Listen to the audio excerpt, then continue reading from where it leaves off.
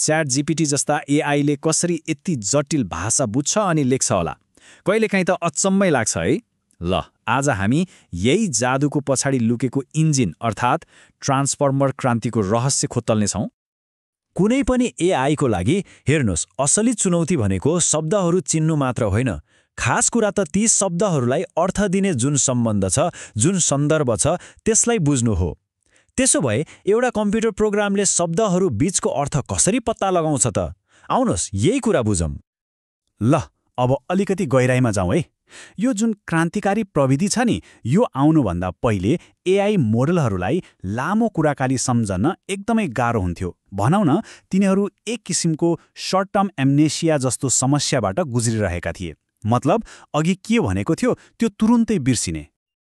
पहिले के हुन्थ्यो भने रिकरेन्ट न्युरल नेटवर्क वा आरएनएन्स जस्ता मोडलहरू थिए।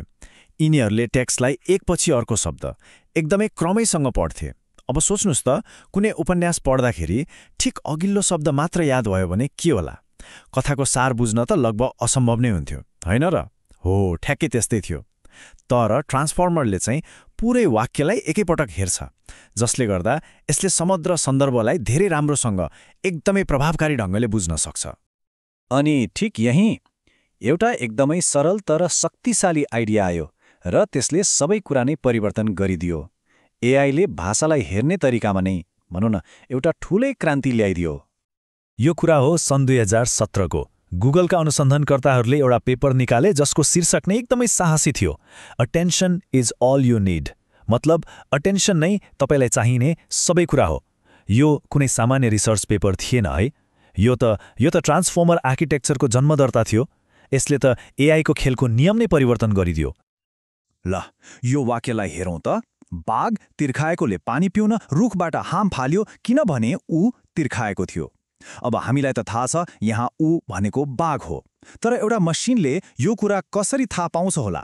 हो, यसको जवाफ लुकेको छ सेल्फ अटेन्सनमा। अब यो सेल्फ अटेन्सन भनेको के हो त? यसले मोडललाई वाक्यको हरेक शब्दको महत्त्वलाई अरू शब्दको तुलनामा तौलिन मद्दत गर्छ। सजिलो भाषामा भन्दा कुन शब्द कति महत्त्वपूर्ण छ भनेर छुट्याउने काम गर्छ। अनि यही तरिकाले यसले ऊलाई सिधै बाघसँग जोड्न सक्छ। बीचमा जतिसुकै शब्दहरू आए पनि फरक पर्दैन। हो, यसरी नै यसले पुराना मोडलहरूको त्यो बिर्सिने समस्यालाई समाधान गरिदियो। यो जुन जटिल प्रक्रिया छ नि, यसलाई 3वटा सजिलो चरणमा बुझ्न सकिन्छ। यसरी सोचौँ है। पहिलो, ऊ भन्ने शब्दले एउटा प्रश्न सोध्छ, मेरो लागि यहाँ को महत्त्वपूर्ण छ? यो भयो क्वेरी। दोस्रो, बाघ भन्ने शब्दले म हुनी भनेर हात उठाए जस्तै सङ्केत दिन्छ, यो भयो की। अनि तेस्रो, मोडलले ओको अर्थ बुझ्नको लागि बाघबाट जानकारी तान्छ, यो भयो भ्याल्यु। कति सरल। ल, हामीले मुख्य आइडिया त बुझ्यौँ।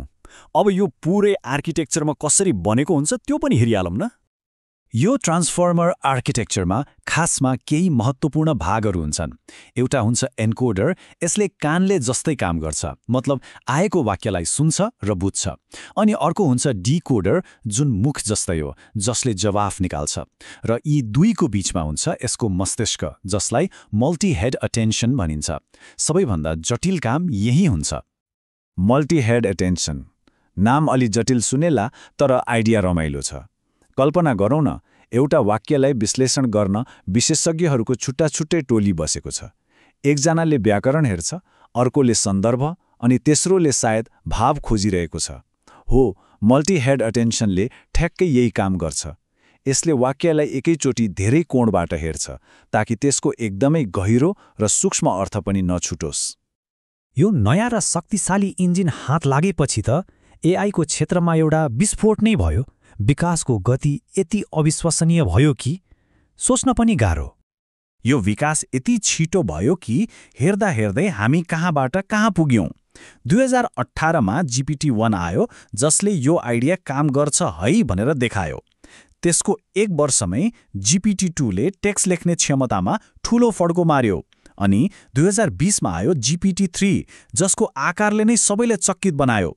र आज हामी जेमिनी र लामा 3 जस्ता अझै शक्तिशाली र मल्टिमोडल मोडलहरूको कुरा गर्दैछौँ।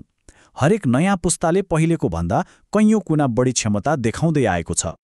र यो वृद्धिको गति हेरौँ न, 2019को GPT-2मा 1.5 अरब प्यारामिटरहरू थिए। सुन्दा ठूलो लाग्छ, तर सुन्नुस्, 2022मा आएको पालमा 540 अरब पुग्यो। यो जुन एक्सपोनेन्शियल ग्रोथ छ नि, हो यही कारणले आज हामी एआईमा यस्ता अचम्मका क्षमताहरू देखिरहेका छौं। सिधा कुरा हो, जति धेरै प्यारामिटर त्यति नै जटिल कुरा बुझ्ने क्षमता। तर टेक्स्ट लेख्नु, कुरा बुझ्नु त सुरुवात मात्र थियो। अबको अर्को पाइला भनेको काम गर्नु हो। अब यी मोडलहरूले वास्तविक काम गर्न सिकिरहेका छन्। त्यसो भए यिनीहरूले टेक्स्ट त लेख्न सक्छन्, अब के त? यो एकदमै महत्त्वपूर्ण प्रश्न हो जसले एआईको भविष्यको दिशा तय गरिरहेको छ। सोच्नुस् त, एउटा एआईले लेख्ने मात्र होइन, साँच्चीकै काम पनि गर्न सक्यो भने के होला?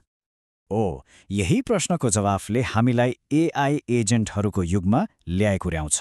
अब यी केवल भाषा बुझ्ने मोडल मात्रै रहेनन्। अब यी यस्ता प्रणालीहरू हुन् जसले तर्क गर्न, योजना बनाउन र सबैभन्दा महत्त्वपूर्ण कुरा, टुल्स प्रयोग गरेर बाहिरी संसारसँग अन्तर्क्रिया गर्न सक्छन्। भनौँ न, यो भनेको मोडल प्लस टुल्स हो। अनि यी टुल्सले के गर्न सक्छन् त? यिनीहरूले मोडेललाई त्यसको तालिम डेटाको सीमितताबाट बाहिर निकाल्छन्। जस्तै यसले वास्तविक समयको जानकारी, जस्तै फ्लाइटको डेटा वा मौसमको हाल खबर हेर्न सक्छ। कुनै निजी डेटा, जस्तै ग्राहकको खरिद इतिहाससँग पनि जोडिन सक्छ। अनि वास्तविक संसारमा काम पनि गर्न सक्छ, जस्तै इमेल पठाउने वा क्यालेन्डरमा केही अपडेट गर्ने। यहाँसम्म कि कोड पनि चलाउन सक्छ। हामीले सुरु कहाँबाट गरेका थियौँ? एउटा सामान्य प्रश्नबाट, मेसिनले भाषा कसरी बुझ्छ? र आज हामी यस्तो बिन्दुमा आइपुगेका छौँ जहाँ एआईले बुझ्न मात्र होइन, तर्क गर्न र काम पनि गर्न सक्छ। अब सोच्नुपर्ने कुरा के हो भने, यस्तो क्षमता भएको एआईले भविष्यमा कस्ता समस्याहरू समाधान गर्ला र यसले हाम्रो लागि कस्ता नयाँ सम्भावनाका ढोकाहरू खोल्देला? यो सोच्नु नै साँच्चै रोमाञ्चक छ।